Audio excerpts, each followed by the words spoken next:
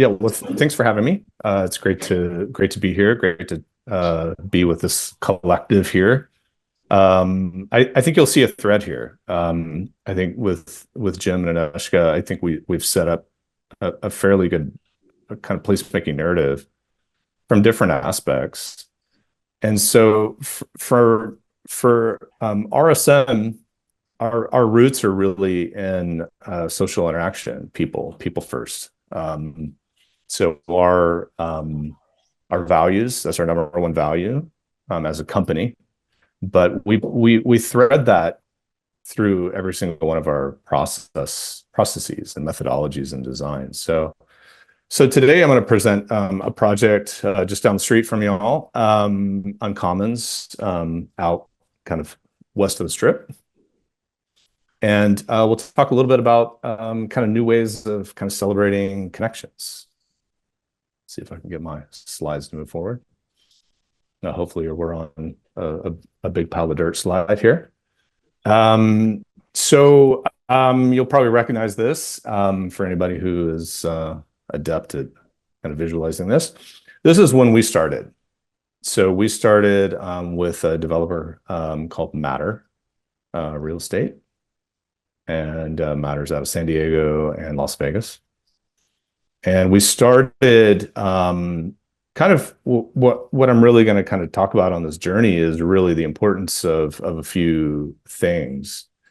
Not necessarily about the buildings, not necessarily about kind of plant selections and kind of fundamental things that everybody in this room really knows about. It's really about the importance of a vision and the importance of what do you see and who's going to be here and why is that important? And how do you build a space around the people that are currently there, hope to be there, and for generations to be there? And I think that is really, really important. And I think each of the presenters today talked a little bit about that from a different perspective of the design process. But when we started, we typically don't start at this kind of ground zero site. You know, we typically come in further afield after a lot has been already pre-established. But when we started, it was really important for the developer to create something that was really different. And it was a pre-pandemic, middle pandemic, and post-pandemic, project, let's piece. And the vision shifted a lot through that time span. And I think the interesting part is the one that was always the thread of this was how do you create a place for social interaction that's generally outdoors? And how do you get people in an environment where we've spent a lot of time indoors, separated? And how do you encourage people and you design a space that creates a platform to do those things? And so everything we did, here's kind of future state. We're almost there. We're almost there. This is what we're looking at here is really phase 4. We're on phase 3 of phase 4 right now. And the interesting part of this is how do you start to really look at the what we're all accustomed to is how do you phase out the longevity of a project while still holding true to its original inception. And so when we were brought in to create that vision, marry the vision across all the different disciplines with a large consultant team. And how do you start to speak to that from a placemaking perspective and extend the brand into every little corner of the project to make sense? So, you know, one of the central parts of this was not really the buildings. And I think that was an unusual part for, I've been working in this field for over 30 years, and generally it starts with the buildings, right? And in this case, we spent, I can't even tell you how long, maybe upwards to 18 months, talking about the connective tissue of the project. What are the spaces in between? How do we build a project around the spaces in between? And that was not only refreshing, but it was like, wow, okay, this is kind of revolutionary stuff here. And it allowed us to think very differently about the scale of spaces, the purpose of spaces, the connectivity of those, and who would be using them. And that part was really, really critical in starting to craft that user journey. In a lot of cases on our projects, we'll create an experience journey, right? An experience master plan. A lot of disciplines have their own master plan.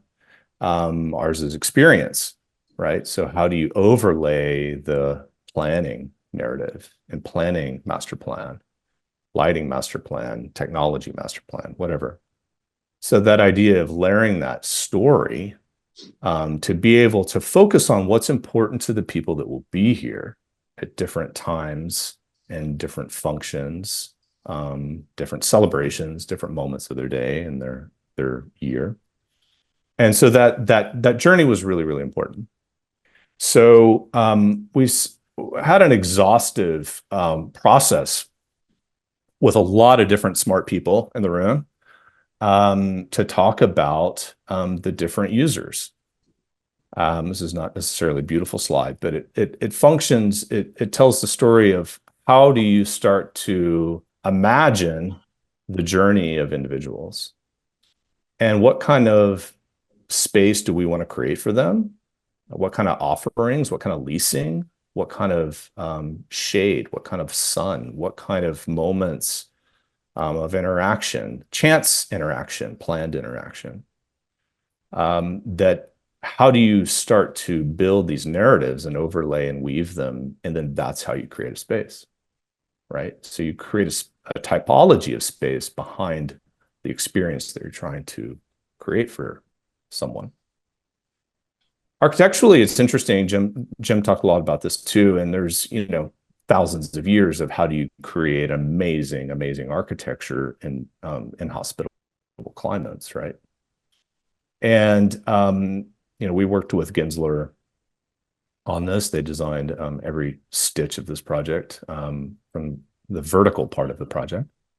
And again, the directive was clear. How do you design a space to engage the outdoors?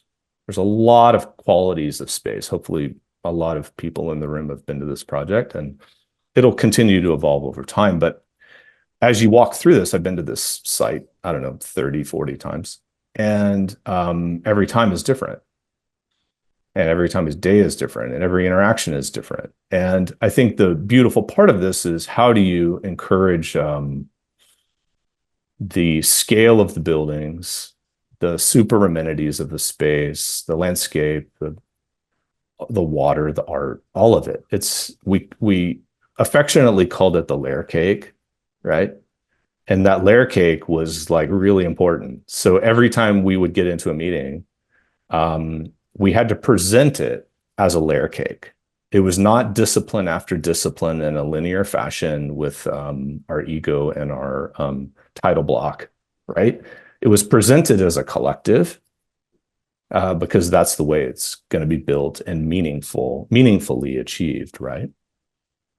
So our role was really how do we take that directive of these social connections and how do we start to build emotional needs?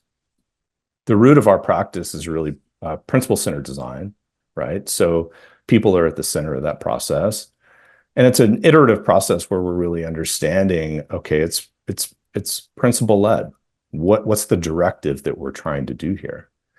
And so for us, those directives were clear, creating a people-first, performance, protective, restorative space. And how do you really do that?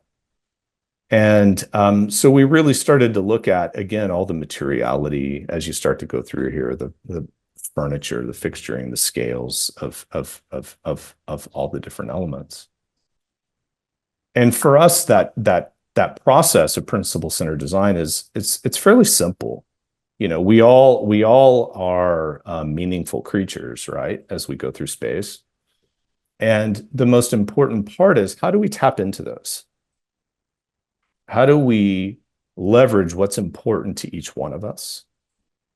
And we really cull that down into how do we create thinking humans, right? How do we engage people using this?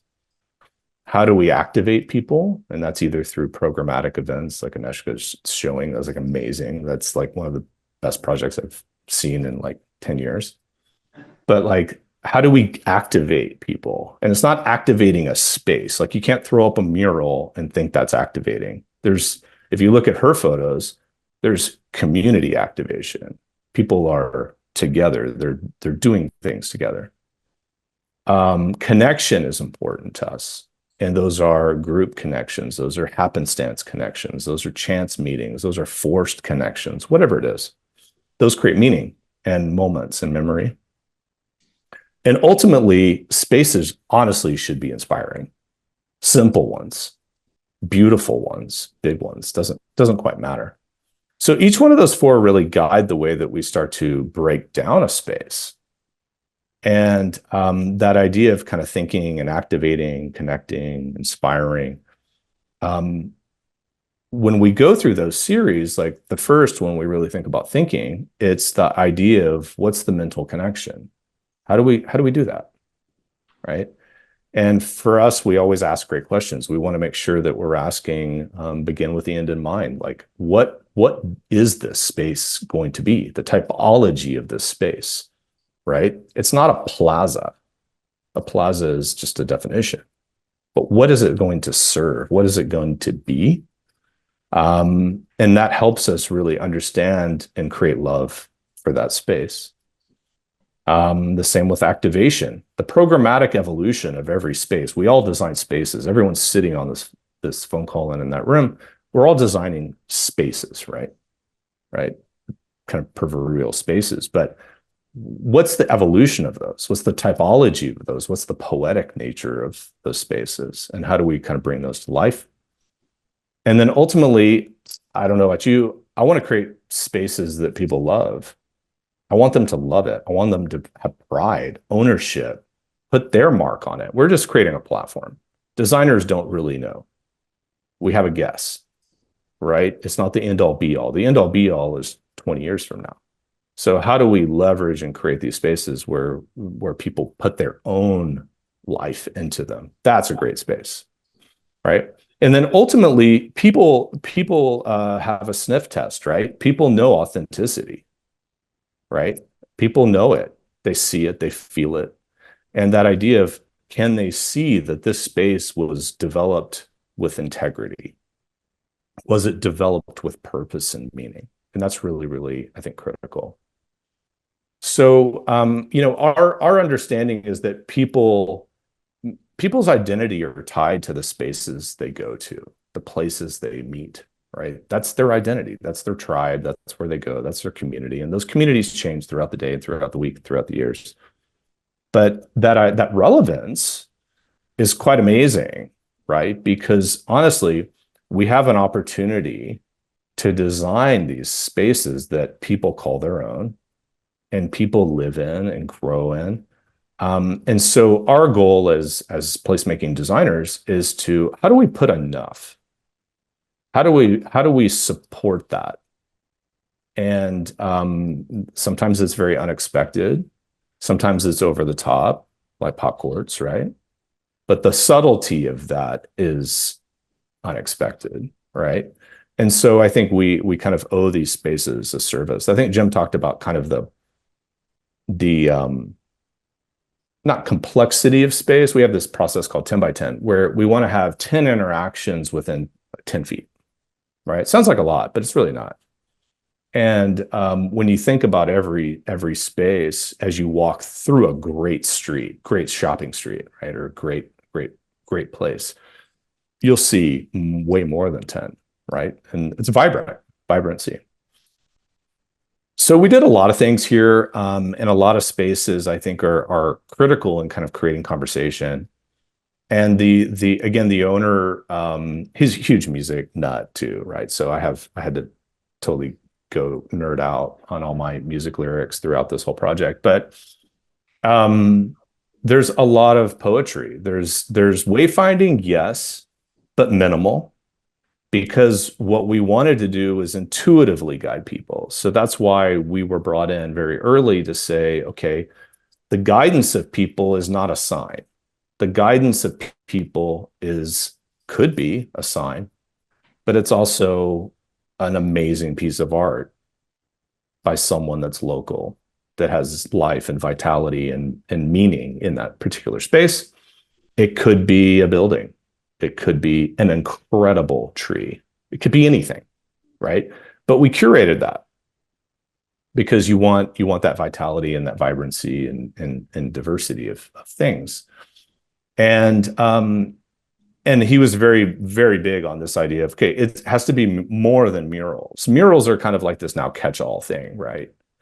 And I think this idea of, even when Aneshka is talking about like the transference of like this temporary space to something more permanent, I call that work like a phase zero, right? It's like, it's getting people super excited, vitality, let's start the snowball down the mountain, right? But ultimately, we wanted to be able to layer surprise, because it can't be a one-off thing like a mural. We have to layer things. So we created a haiku, right, for this project that lives in, I don't know, 16 or whatever it is, different places around the site, and you have to go on this scavenger hunt and find them. In some cases, it takes 3 people to unlock the clue. So you got to go find 2 people, right? So again, forced interaction. How do you create change? How do you create people talking to each other? This idea of kind of human potential was really important. So a lot of it is about, how do you guide, but how do you guide intuitively? How do you guide organically? How do you create a backdrop for moments? How do you layer things for the 20th time you've been there that you never saw that thing? That's also really, really important. And a lot of times that doesn't really happen, right? I'll truck along here a little bit more, but art is powerful, right? It has a way of creating moments. So we worked with the client team on, how do you layer art in a way that makes sense, that doesn't feel like just washing surfaces. And so we investigated, worked on an RFP, really curated, okay, how do we do this, right? How do we make this make sense and build that advocacy, but also surprise? And where do you put these things, and what narrative are they telling within the space that they're in? They're not arbitrary. They work as a collective layer cake, right? Which is really, really important. And then that celebration, a lot of spaces never celebrate, right? They just don't. And so I think we really wanted to make sure that, even down to the street sign, that how do we celebrate people that mean something here? And again, there's a lot of different ways to do that, but you'll find a lot of different layers when you go to this project. But for us, that idea of a people first environment is really, really important. It kind of threads through everything we did. And so I think that's really the long and short of it here. I think we're running out of time. So anyway, that's it.